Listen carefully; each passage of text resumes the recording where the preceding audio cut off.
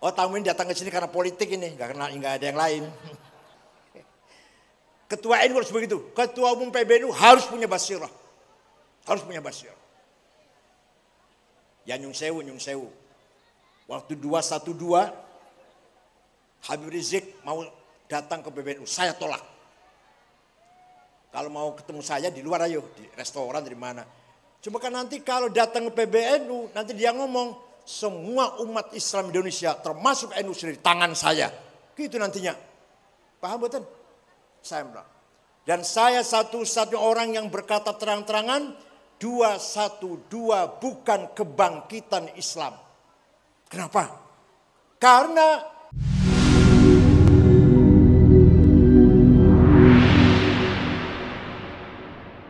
Kiai Wahab, Kiai Mahrus, ya alim, intelek, ya aktivis, pejuang, ya sakti. Masya Allah. Kiai Wahab, Kiai Mahrus, dua orang ini. Kiai Mahrus Lirboyo. Saya santrinya. Ya alim, ya aktivis, ya sakti, ya kaya. Yang gak miskin banget gitu loh. Levelnya Kiai kaya lah, levelnya Kiai.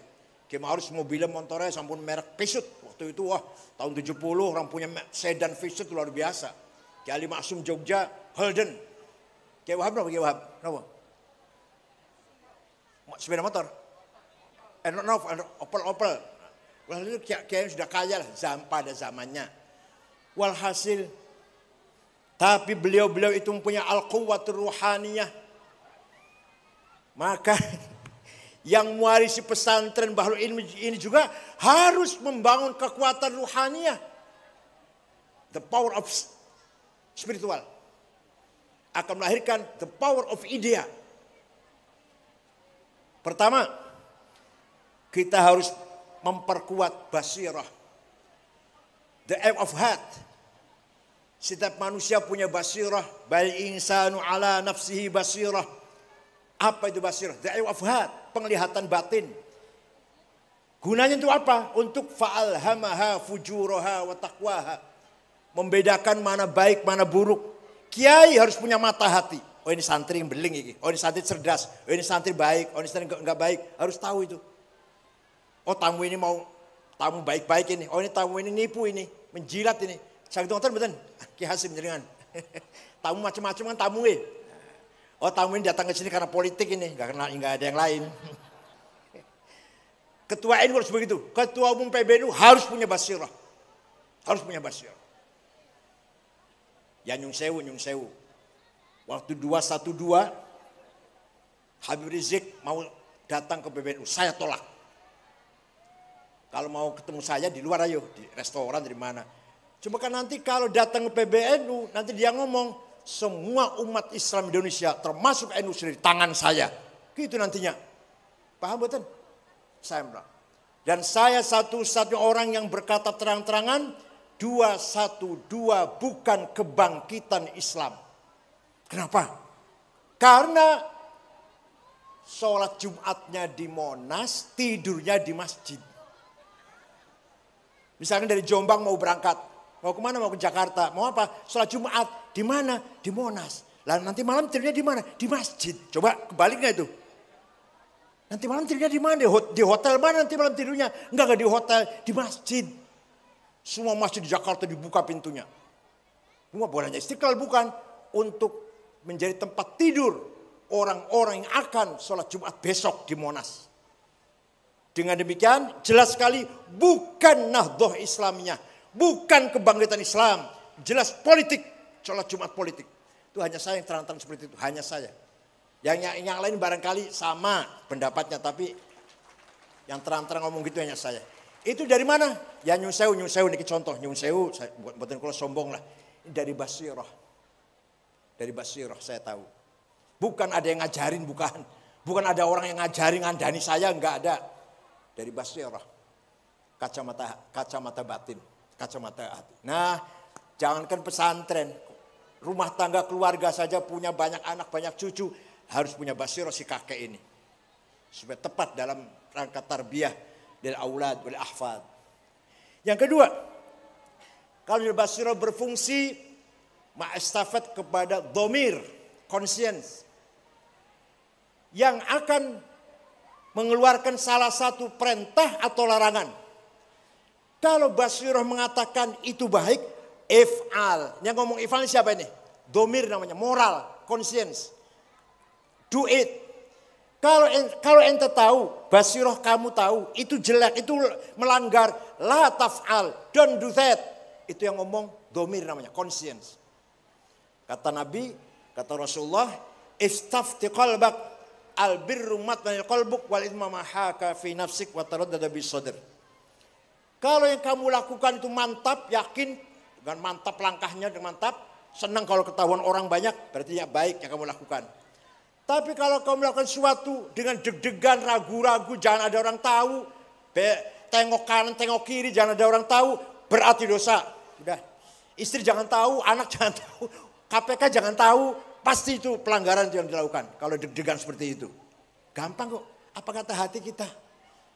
Istafti qalbak, tanya pada hatimu sendiri. Dan hati di sini maksudnya bukan hati keseluruhan, tapi ini conscience, domir, moral. Nah, yang ketiga, ini singkat saja ini. Yang ketiga, dalam rangka spiritual, fuad. Fuad ini deeper of heart. Nurani lah, nurani kalau bahasa biasa. Apa itu? Maka dabal fuadu ma ro'a. Fuad itu tidak mungkin bohong dan tidak mungkin salah. Yang salah, yang bohong itu cangkem. Wallahi sumpah saya tidak korupsi. Iya. Apa yang ngomong? Yang ngomong iya siapa itu? Siapa itu? Fuad. Demi Allah saya nggak tahu menau. Tahu. Saya nggak ikut campur. Nggak terlibat saya. Terlibat. Siapa yang ngomong itu? Fuad. Saya dapat sedikit. Banyak. Saya hanya terbawa-bawa. Bukan saya punya ide. Saya yang punya ide. Walhasil yang namanya fuad dalam hati kita tidak mungkin salah, tidak mungkin bohong. Bangsa ini sekarang lagi kehilangan fuad. Ya, Masya Allah. Terjadi hal-hal yang tidak layak terjadi di muka bumi Pancasila. Bapak merkosa anaknya, anak membunuh ibunya, geng motor tawuran, apalagi kiai merkosa santrinya. Enggak, ya bukan tembak beras, bukan. Tembak beras. Terjadi hal yang tidak, semuanya kehilangan fuad. Polisi, bandar narkoba, coba kalau luar biasa kan. Hakim bisa disuap. Saya ngobrol sama orang Jepang, bahwa di Indonesia hakim bisa disuap, kaget orang Jepang. Oh bisa ya, di Jepang gak ada hakim bisa disuap itu. Di Jepang gak ada. Ya Allah. Geng motor, tawuran, narkoba.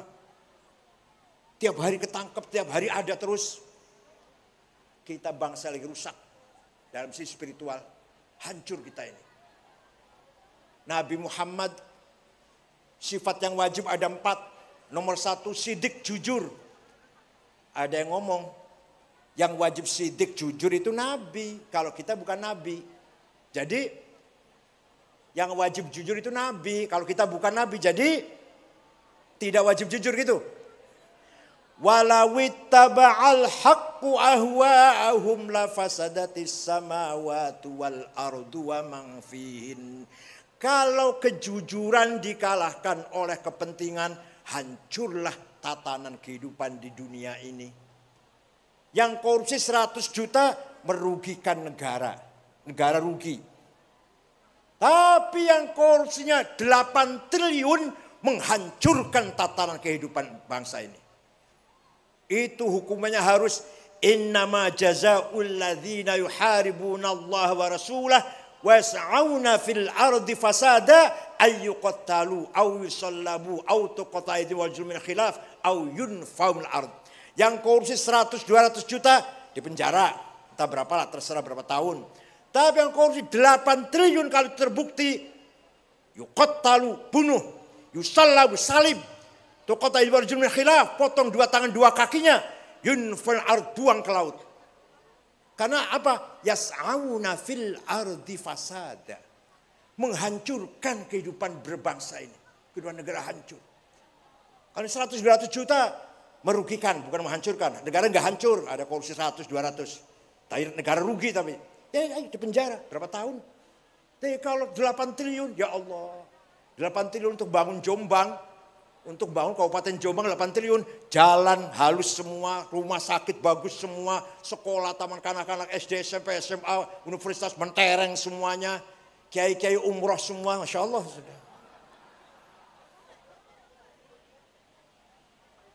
Nah itulah yang kita sedang hadapi seperti itu. Saya orang yang tidak tertarik bicara politik. Silahkan yang hobi berpolitik, yang ahlinya berpolitik silahkan. Saya tetap ingin ya menjadi orang yang peduli dengan keadilan, dengan kebenaran. Saya aktif di BPIP, Badan Pembinaan Ideologi Pancasila, sebagai anggota Dewan Pengarah yang dipimpin oleh Bu Megawati dan Pak Trisutrisno. Alhamdulillah bisa ikut andil dalam membina ideologi Pancasila. Insya Allah sebentar lagi bukunya udah siap, akan terbit panduan pelajaran Pancasila dari taman kanak-kanak sampai universitas dan juga untuk masyarakat umum. Insya Allah sebentar lagi. Saya ditawari masuk partai politik, mohon maaf bukan bakat saya, bukan di situ tempatnya, bukan tempat saya berpolitik. Nanti malah kalah dengan senior nanti. Kalau saya masuk PKB ya kalah dengan Pak Muhaimin. Cara berpolitiknya lu ya. Tapi kalau ngaji, ayo, nggak akan kalah saya insya Allah kalau ngaji. Walhasil orang tuh harus tahu di mana tempatnya yang benar. Wala taqfu ma laisa laka bi'ilm inna sam'a wal basar wal fuada kullu ulaika kana an mas'ula. Kamu jangan masuk ke wilayah yang kamu nggak ngerti. Kamu jangan masuk ke wilayah yang kamu nggak paham. Nggak ngerti politik, jangan politik. Nggak ngerti berbisnis, jangan berbisnis. Paham bukan? Nggak ngerti agama, jangan fatwa. Nggak ngerti agama, fatwa. Salah semua nanti. Malam di pesantren lagi. Waduh, bukan ahli agama di pesantren. Ya sudah, nggak karu-karuan, salah semua. Walhasil, mudah-mudahan pemilu yang akan datang, fi amnin wa aman. Siapa yang menang, itulah presiden kita. Mudah-mudahan proses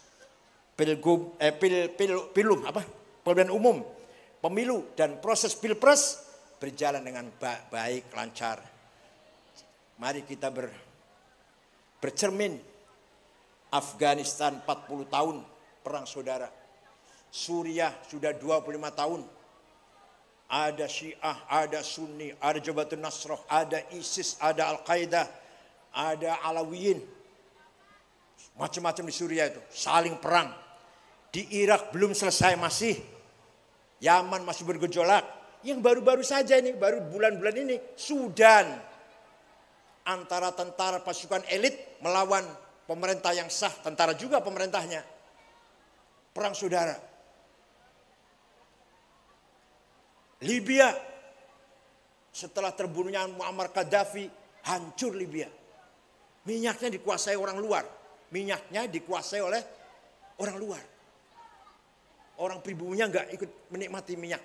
Walhasil, insya Allah Indonesia tidak seperti Timur Tengah. Insya Allah. Karena kita punya prinsip pesan Kiai Hasyim Asy'ari, hubbul watan minal iman. Menjaga persatuan, menjaga stabilitas keamanan, menjaga ukhuwah wataniyah, termasuk bagian dari iman. Tidak ada ulama Timur Tengah yang mengatakan seperti ini. Hanya Mbah Hasyim Asy'ari. Oleh karena itu kalau di Timur Tengah, yang ulama Islam. Yang nasionalis. Tanah air nggak pernah bicara Islam. Saddam Hussein, Hafid Asad, Jamal Nasir, Anwar Sadat, Muammar Gaddafi, nasionalis. Tanah air nggak pernah bicara Islam. Yang ulamanya Yusuf Qaradawi, Wahbah Zuhaili, Said Sabiq, Islam. Nggak ketemu antara nasionalis dan aktivis Islam. Di Indonesia, Kiai Hasyim Asy'ari, Kiai Wahab, ulama pejuang Islam sekaligus juga pejuang nasionalis. Begitu pula Gus Dur dan lain-lain lah. Ya Ali Masum, Kiai Harus Ali. Semua dalam satu tarikan nafas, satu langkah. Dakwah Islam, mempertahankan nilai-nilai Islam. Dan juga mempertahankan keselamatan, keutuhan bangsa Indonesia, NKRI. Semua kiai-kiai seperti itu.